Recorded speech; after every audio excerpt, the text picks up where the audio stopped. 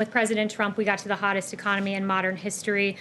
With President Trump, you saw ISIS defeated. With Vice President Biden and President Obama, the so-called JV team of ISIS became the varsity team and overran two separate countries. So the president will always draw contrast with President Obama, and those are just two of the many, and he was drawing a contrast in that tweet. Thanks, Kaylee. I have two questions on COVID-19. First off, remdesivir, we found out today the pricing of it going forward for roughly a 5-day trial, $2,300 for government-backed programs, $3,100 in the commercial marketplace.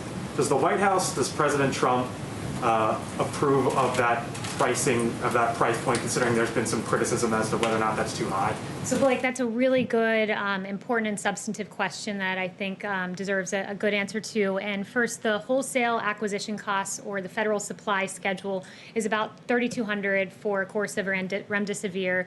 But remdesivir is an inpatient drug done by infusion, and because it is an inpatient drug, the patient would be very unlikely to see the cost of the drug and to pay the cost of the drug, because the way that hospitals get reimbursed for inpatient drugs is that they are paid flat fees for admission. And as Secretary Azar explained to me, this means in layman terms that hospitals have to eat the cost of treatment used. But if they buy remdesivir for, let's say, $3,200, which is the wholesale acquisition cost, and that remdesivir drug saves that patient time in the hospital, they only spend a third of the time in the hospital as a patient without remdesivir. That would mean that the hospitals are actually profiting because they're getting the patient out early. So that basically all comes down to saying that the patient will not see that cost. With the price point.